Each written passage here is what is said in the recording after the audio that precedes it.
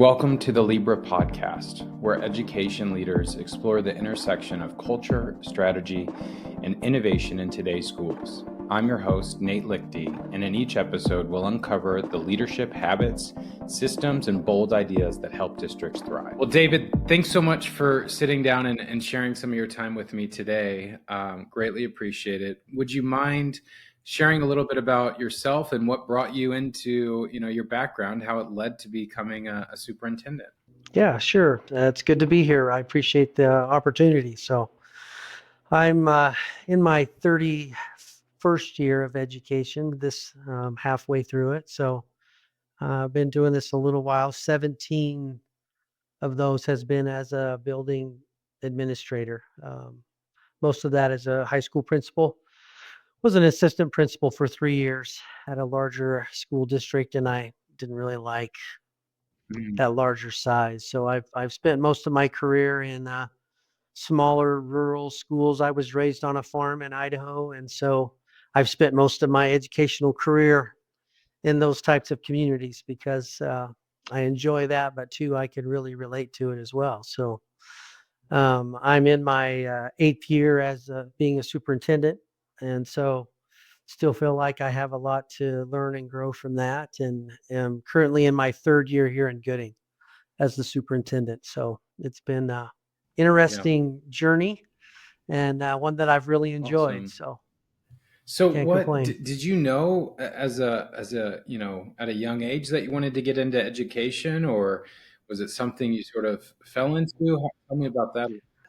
Yeah, that's a great question. I Yeah. was going to be a farmer. So I listened to my dad's wisdom. He said that, no, you have to have something to fall back on. You never know what Mhm. farming's going to be like. So uh, that's what spurred me into, well, what would I do if I wasn't farming? So coaching and Yeah. education, I enjoyed science and I love sports.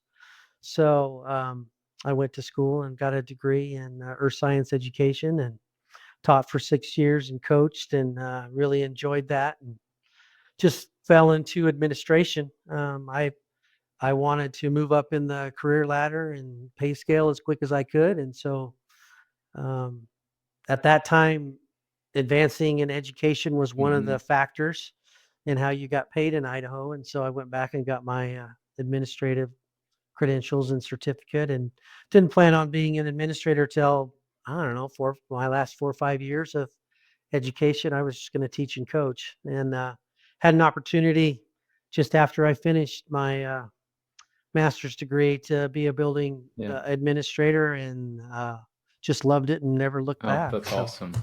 Yeah, I always like to ask that question because everyone, there's always a unique story there of where it stemmed yeah, I bet. from, and surprise, a number of folks. It's coaching that really turned into the leadership, which I think speaks to kind of the trajectory, which leads me to kind of one of our first topics I want to get into. But before we jump into that, can you tell us a little bit about Gooding School District, where it's located, the students, the Yeah, community, those different things? sure. Gooding's a typical Idaho community. It's located geographically in south Mhm. central Idaho, so about right in the middle of the southern part of the state. So it's high desert. We're not in the mountains, but we're not that far from it. So agriculturally based. Lot of dairies in this area, and so there's a lot of industry that supports that.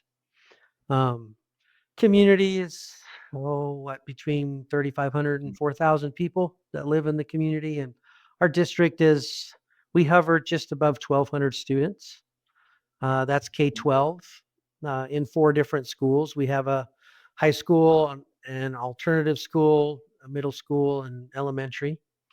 We do have kind of a unique situation with a district our size. Most of the time, your elementary and middle school are going to be located in separate Mhm. buildings. Ours 2 schools are in one building. So on one side is the elementary, on the other Mhm. side is the middle school, and so it's great. It works well, but they're physically located in the same building. So, um, but yeah, we've enjoy a lot of community support, just like other smaller rural agriculturally based, communities. In Idaho, the school is the identity of Yeah. the town. And so when things are going well with sports and those types of things tend to go well within the district. So it's been good. I've really enjoyed my 3 years here. We have a lot of good staff and good people, and they had a lot of good things going on. There were some superintendents before me that did a really good job, and so I was able to just come in and try to pick Yeah. up where they left That's off. awesome. Well, that takes me to my next topic, which is really, in rural school leadership and how you blend that community integration. Being in a rural district like yourself, there's always nuances to that. So how do you balance sort of wearing Sure. these multiple hats as a rural superintendent while maintaining focus on instructional leadership and finding that balance? Yeah, it's always you're always doing just that, trying to find that balance. So every community has its Hmm. own identity and things that it rallies around and just cultures. And me not being from this district, it was very important for me to learn Mm. what that was. And so I always think it's very important to just spend a lot of time listening and just asking questions and understanding why things are the way they are. Because there's a story behind all of that. And if you don't understand those stories well enough, there's enough obstacles without creating some Yeah. of your own. And so understanding that culture and just really why the district is where they're at, what's their story? What's been the good things? What have they celebrated and what did that look like? And um, we're on a 4-day school week. And so how did that happen and why? And what does that look like to districts in the state that are looking to go to a 4-day week now? And are those reasons the same? And just not assuming that you understand things Right. before you make decisions. And so I just think taking your time and understanding what's going on and building those connections so that you can continue to or improve and progress further, but not maybe taking some steps backwards because you Yeah. misjudge some Yeah, things. that's such a huge piece. Is there anything when you were first coming on board to the district, being that you weren't part of the community, you're moving into a critical role for a community such as this. You mentioned kind of the balance of building connections and really listening. How did you go about doing that when you were first kind of getting started? Yeah. And I still view it that way, even though I've been here for a few years. I still try to ask a lot of questions, and I don't Mm, think that ever ends. It's great because I can get in buildings a lot and be visible and seen, and I think that's really important. Just that mm, visibility, both within the district and each one of the buildings, but then also within the yeah, community and the different organizations and civic groups and just different community-wide celebrations. And um, you can't be at everything, but you can sure be strategic and be at things that are mhm, really important that make a difference. And so being strategic with that and really planning that out and not just I don't know, flying by the seat of the yeah, pants, if you will. So I really deliberately try to make sure I'm visible in all of those different areas. Well, and one of the things that I started doing a few years ago within the district that I really enjoy in that vein is getting into the mm, classrooms with the principals. And so twice a year, I schedule times individually with the principals to go through all those classrooms, and we do that together. And we're just we spend a few minutes at most in each one of the classrooms, but it gives people a chance to get to know me and who I am and understand and ask questions, but then also showing that the principal and I are working on the same page.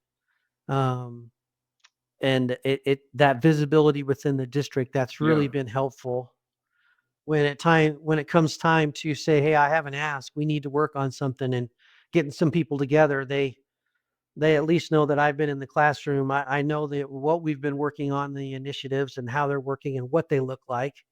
and the challenges that the classroom teachers have and what's worked well, and just get a chance to celebrate them and the good things that they're doing, and just trying to move things forward. So that's one specific thing that I haven't always done that, but started doing that actually when I got to Gooding in the last 3 years, and that's been very And I beneficial. imagine that has a huge impact on the culture of the district, right? When you go through that transition of leadership, culture always starts from the top and transitions down. But being highly visible, asking questions, that collaborative mindset, but then also you mentioned celebrating the good things that are happening.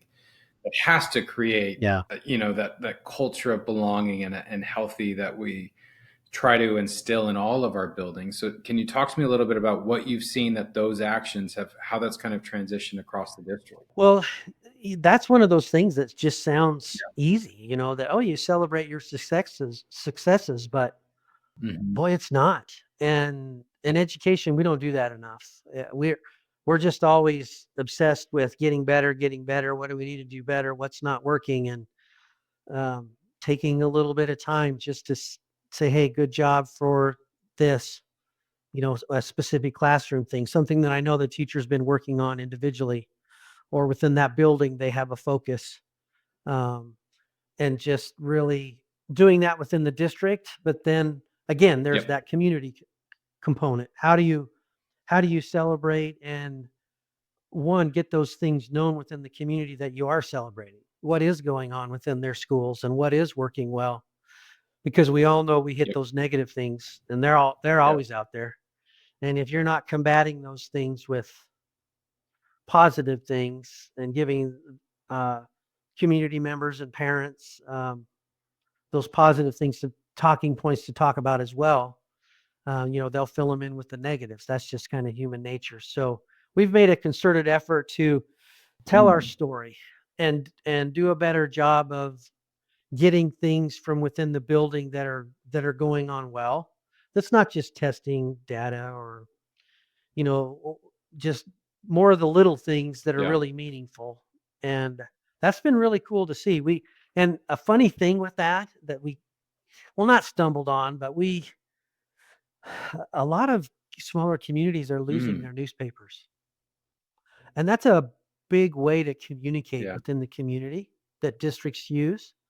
Luckily in Gooding, we do still have a small county newspaper who covers the few counties or the few cities that are in Gooding County, covers all of them. But so we're able to utilize that. But we had an opportunity to replace our Mm. reader board, and our district office and our schools are not on the main street Hmm. within Gooding, but we have a business partner who's allowed us to have the district to have a reader board for many, many years that goes back, that's right on Main Street. And so we were able to replace that and got a nicer one that you can do all the graphics and all those things on. And so we've been promoting and putting a lot of things up there Yeah. about the district, just little talking points, kind of did you Yep. know type things. Did you know that third grade, improved reading scores by X amount? Or did you know our child nutrition, program has applied for this many grants? Or, did you know that we qualified for district-wide Yeah. free lunch for the next 4 years? And so it just isn't going to cost anything for the families to feed their kids. And so just the little things like that. And it's been amazing how much I hear as I'm around the community, people Yep. talking about those things.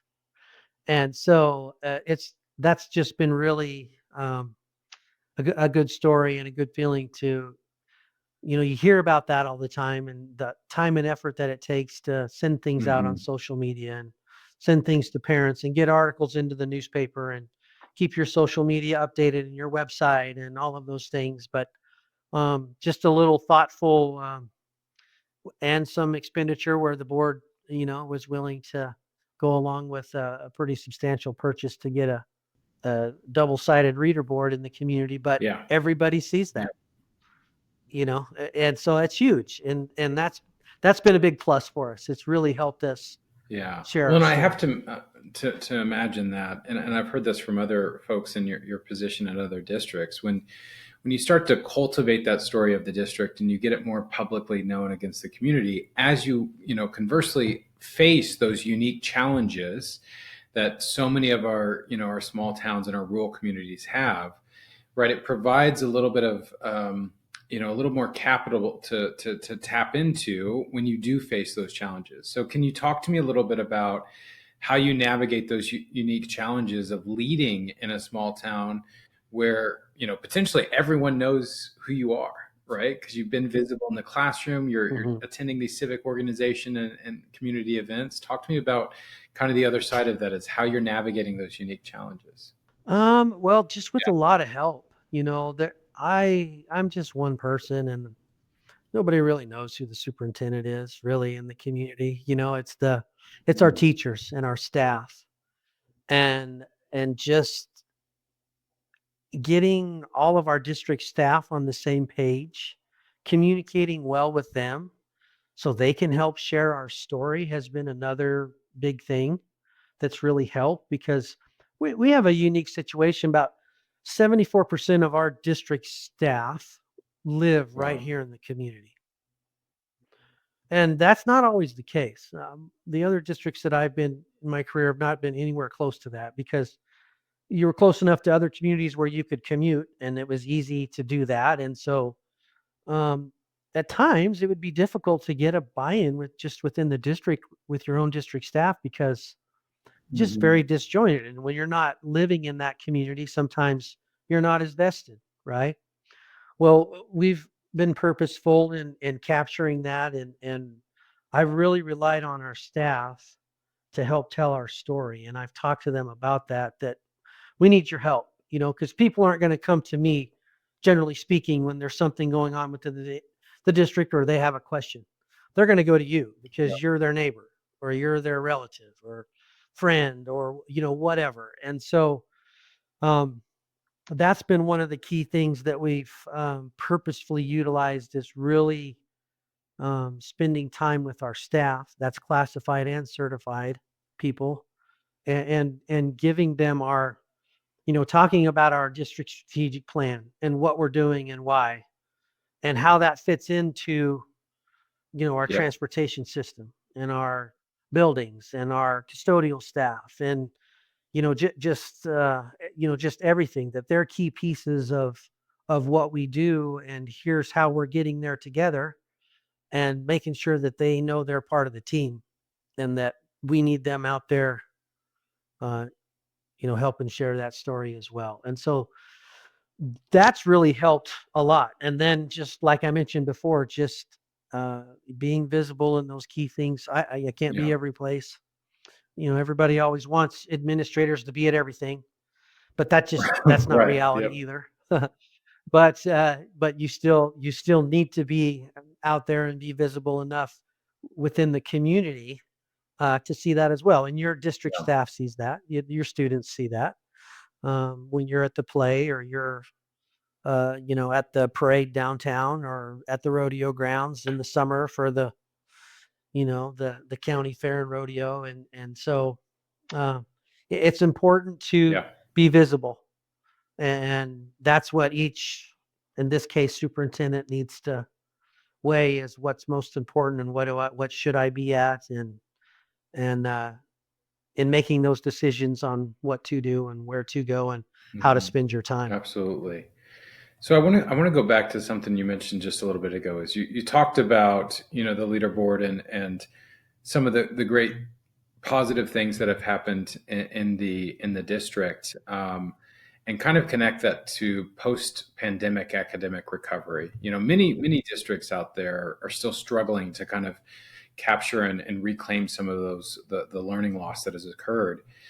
Talk to me a little bit about Gooding and what you all have done, because you've, compared to what you've kind of done in 2019, you guys have exceeded academic benchmarks and some of those things. Can you tell us a bit about some of those Yeah. initiatives and things? Yeah, we've IRI is the tool within Idaho that we use to measure reading, and it's K3. And Gooding has seen some nice success in that area, because of some things that we started before Mhm. the pandemic, and that was before I got here. But just being, I guess the key things for that is professional Mhm. learning communities. We've really, and to me, professional learning communities are just carving out time where your staff can meet together to talk about and discuss academic Yeah. progress. Where are we at, and where do we need to go, and how are we going to get there? And so we've been really strategic with our professional development resources to help bolster that, and very strategic in planning um, our professional development days and how we use those, and making sure our staff has the time to be able to get together, and then that we're looking at and utilizing the right data. And so through several years now of staying with it and sticking with it and not switching to something else after 2 or 3 years, we're starting to see that that's been one of those key factors, that we've implemented professional learning communities district wide, but the elementary school was really the first school to get that started and rolling very Wow. effectively. And so that's part of the reason. Um, the other reason is we have full day Mhm. kindergarten, and in Idaho, kindergarten is only funded for half a day.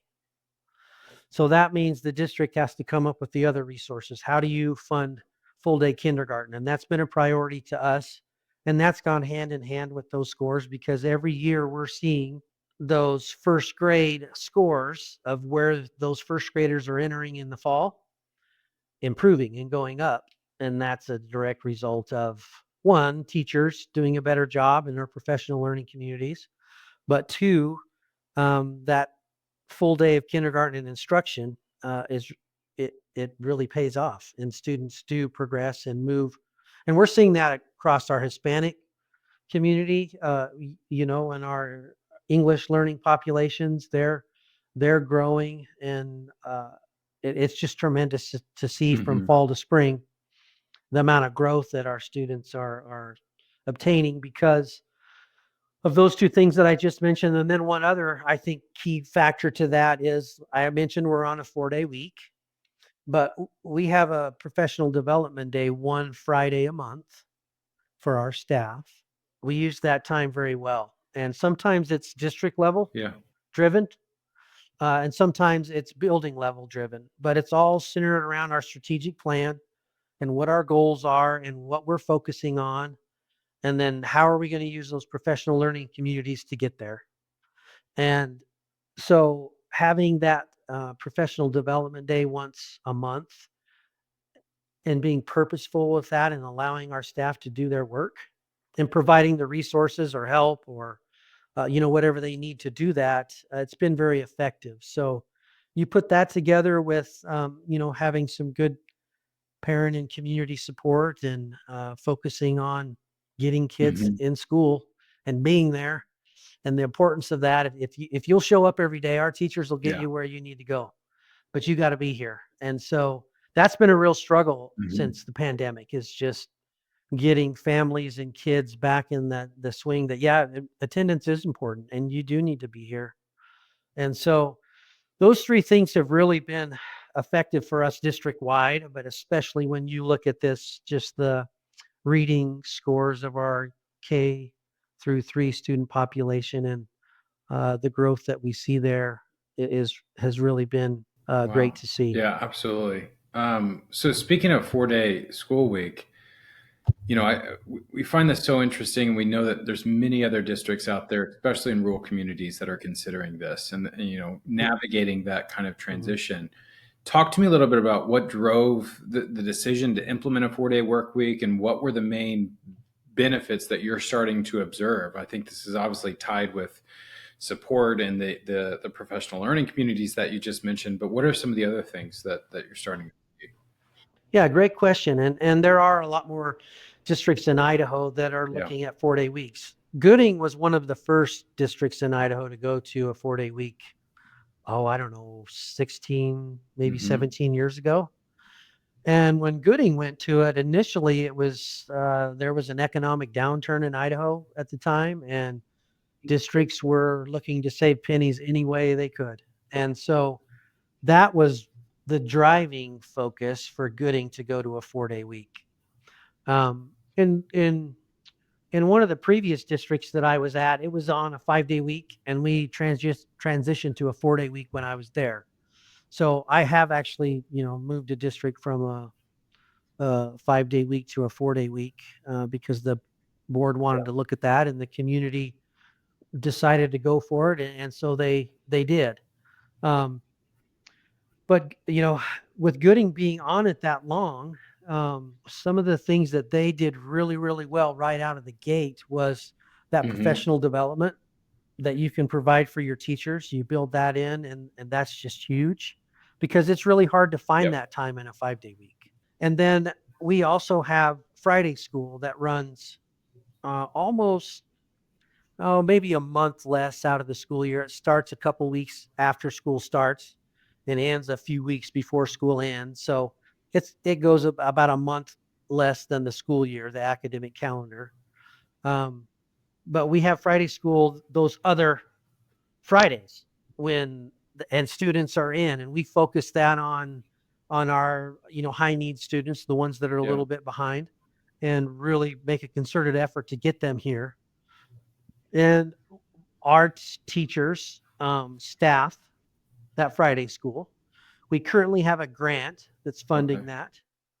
And so that's been, that's huge where we're still providing, academic support. We're still in session, if you will, Yeah. on that Friday for those most needed students. Anybody can come, but, we really push hard for those students that are behind academically to be here. And again, we've got the data that Yep. shows that they improve, that they do improve quicker than their peers who aren't doing that. And so having another option, even though we're on a 4-day week, doesn't mean that we don't have kids in the Mm-hmm. building. And not everybody does that. That's a conscious choice. Districts can decide what they want to do. There are some districts that are on a 4-day week, and they're on a 4-day week and they don't have Right. anything on that 5th day, staff or student oriented. But that's a district choice. There's ways to, you know, if that's going to be a priority, there's ways to accommodate that. So that's one thing in Gooding that's been really good, where we've taken that opportunity to increase the professional development for our staff, but then also provide that 5th day for our most needy Yeah. students, um, both socioeconomically and then Yeah. academically. Wow. Yeah, that supplemental time, especially when you're looking at things like reading and math, like having that instruction that can get Yeah. some of those students back on track and back on, just giving them that additional time can be huge in how that plays out, which is clear. Yeah. That's, what's happening in Gooding. Since you mentioned kind of Yep. you've been a part of a district that has gone from the traditional 5-day to the 4-week week, talk to me a little bit about the challenges you faced and experienced as you were kind of gaining the community and staff buy-in in that process. What was that piece of it like? Well, it was a chance to ask a lot of Hmm. questions and listen, right? And so, again, there's two sides of that. There's the staff component. A lot of the district that I was in previous that I mentioned that moved to a 4-day week. One of the main reasons why the district was looking at that was staff retention. Mm-hmm. And so they started that conversation on a totally different, Yep. reason than Gooding did, 16, 17 years ago. So how does staff retention play into that? And what are the reasons that you're looking at going to it for? I think the district needs to have Mm-hmm. a reason. They need to have some talking points of why we're looking at that. And then as you're talking with your staff about that, because if they don't want to go to a 4-day week, that's going to Yeah. be a pretty tough sell, right? Then you have the community side. Again, if the community doesn't want to go to and parents don't want to, it's probably not going to go as well. And then there's the student component. And yeah, I mean, it's natural that most kids would probably say, yeah, I'd rather go a 4-day week than 5. But we still involved them and we surveyed them and we asked them. and said, well, if with this type of parameters, how would you feel about a 4-day compared to a 5? And I was surprised at how many students didn't want to go Really? to a 4-day week. It wasn't a huge percentage, but it was a lot bigger than what I would have guessed going into it. So we were very purposeful. Well, and I'll even back up even before those three areas: staff, parents, and students. We took probably half a year to just at the Mm, board level talk about it and educate the board, because it ultimately is their decision. They're the ones that approve the calendar. And so that's part of their responsibility. So we spent a good 6 months in just educating the board and looking at the pros and cons and reasons why other districts went and reasons why they didn't. And because I wanted them to be very aware that what all those factors were. And then two, that this is right. ultimately their decision. I'm going to provide all this information and data, and I'll answer any questions that I can. But when it's all said and done, that's a board vote on the Yep. district calendar, and they need to be very comfortable with that. So those are really the four things that we did that I think helped it be a successful process that wasn't Mhm. hostile or out of control or very divisive. Yeah, there were some good conversations, but everybody knew why the district was looking at it. What other districts around us were on a 4-day week and some that were not. And because those Yeah. communities talk, right? They're close enough that those parents and community members, they talk about it. Well, why is your community on a 4-day week and ours is on a 5? They're the same size. Why? So you have all of those dynamics that come into play as well. But I think those four things really help that process be productive and effective. And the ultimate, um, the survey of the parents and everything, it was about 60, Wow. 65% people were positive on going to a 4-day week. Just right out of, fairly early in the process. So we still spent time and had a lot of opportunities to meet with parents and pulling in different groups, specific groups, to get input. And because it affects the community as well, because some of those business owners, if you're somebody who 5 days a week your business is full of Yeah. kids buying lunch, and now there's one less day a week that those people are in there, that Hmm. affects Yep. that business a lot. And so you need to hear from those people and make sure they know what's going on so they can plan. And so, yeah, there's just a lot of things that I don't know at first Yeah. glance you wouldn't think Yeah. And about. soliciting the thoughts and insights from the community and finding that joint, such a huge piece to doing it. Um, Yeah. I want to transition a little bit to sustainable funding and resource management, right? Because we're seeing this across the country where, funding is different now that ESSER is kind of complete, and being in a rural community, there's obviously different challenges with that, right? So can you talk to me a little bit about what you're doing in Gooding around building those sustainable funding streams and how you're managing all of those resources? Yeah. Wow. That's a great question. In Idaho, that's a real tough. We're already towards the bottom in funding. Uh, you know, in any way that you look at that. And so it's difficult that from one year to the next, those funding streams can change, and it's hard to, pivot a district budget that you formulate in June and get approved by the board Hmm. in July to know, what's going to happen with the ebbs and flows. Look at right now with the federal funding and education and what that looks like. And are we going to get our child nutrition Yeah. money, from the federal government?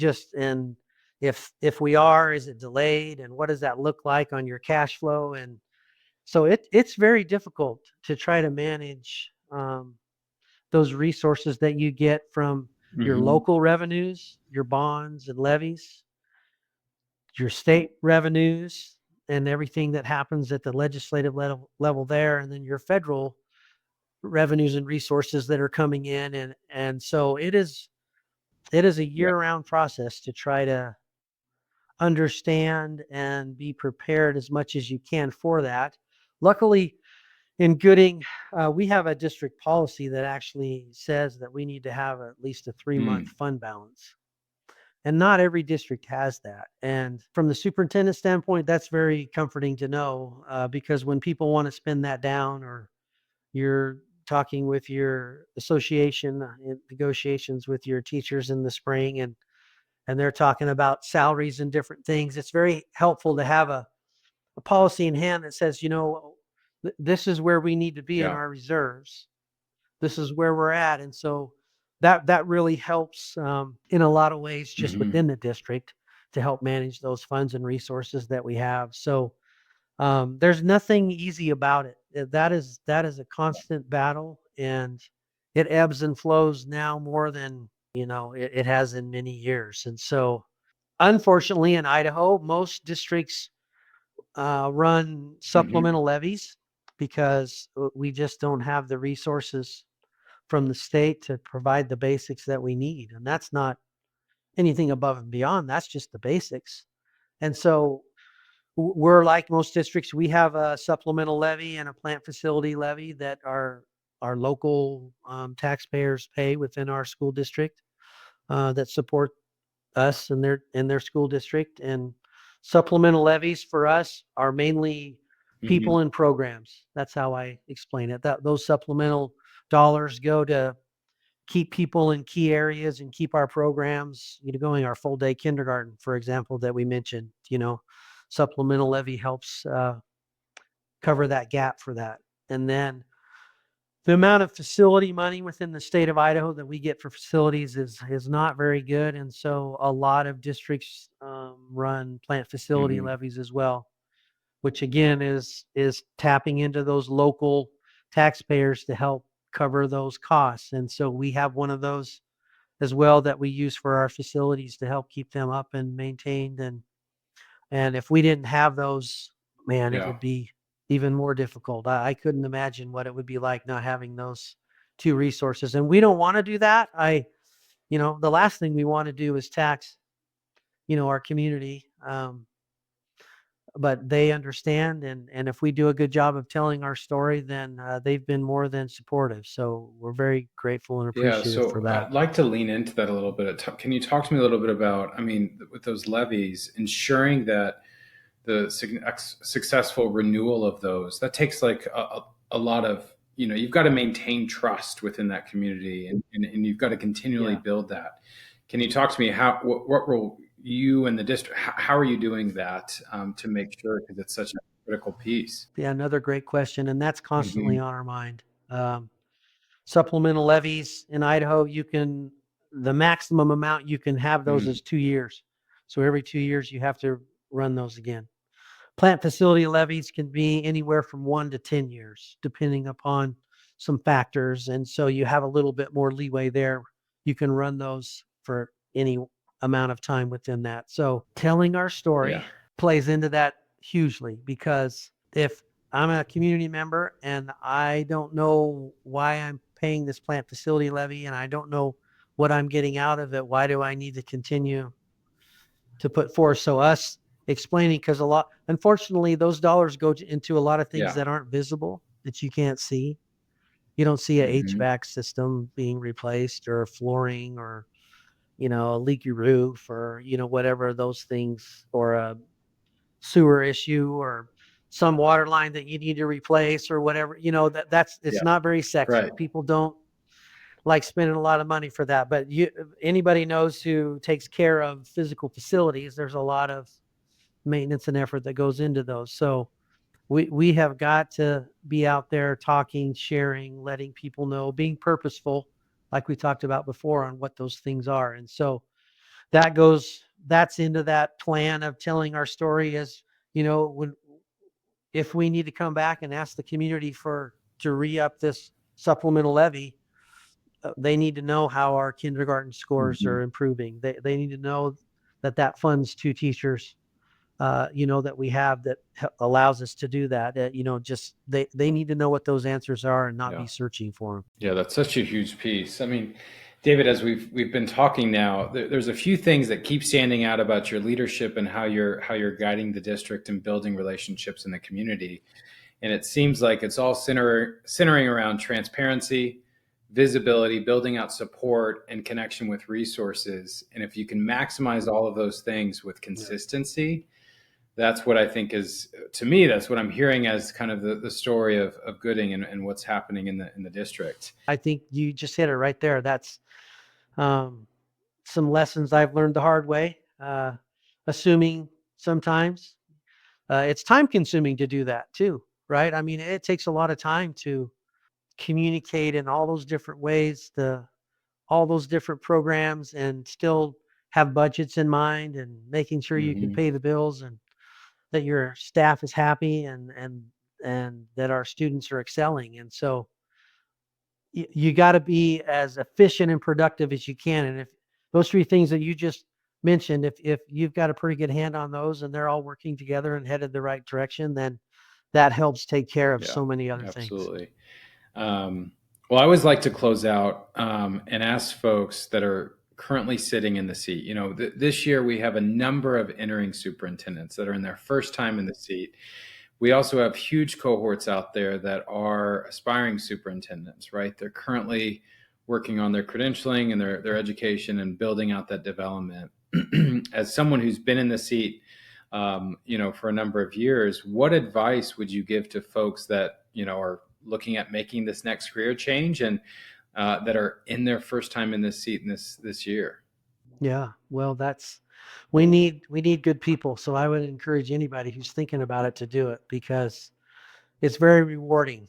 Um, but it's critical, and to be successful, there's so many things you can't have a good understanding of Mm. all of them. It's just there's so much stuff that you're juggling. So it is so important to have a good mentor or a group of people that you're collaborating and associating with. And within Idaho, we have some built-in mentoring networks at both the building principal level and the superintendent level, which are so helpful.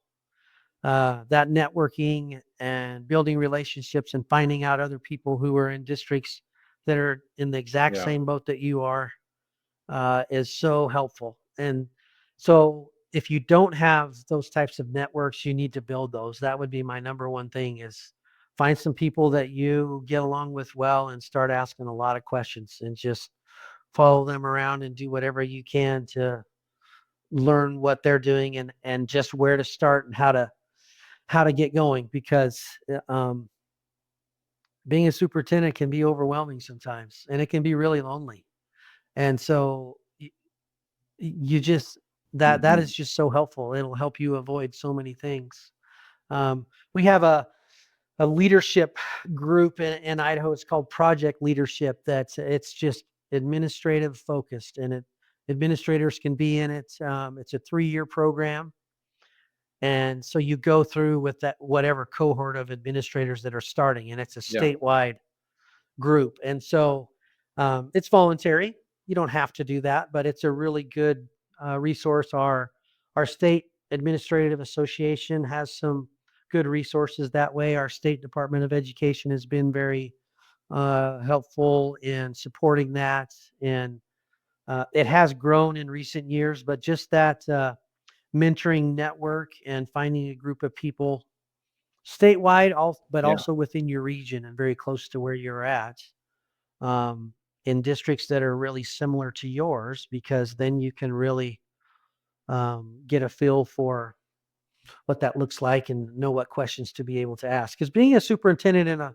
larger school district, uh, you know, it, you're dealing with the same things, but it Yep. doesn't look the same. It's that structure. It's a bigger structure. You have more people to work through and work with, and that's not a bad Yep. thing. It's just different.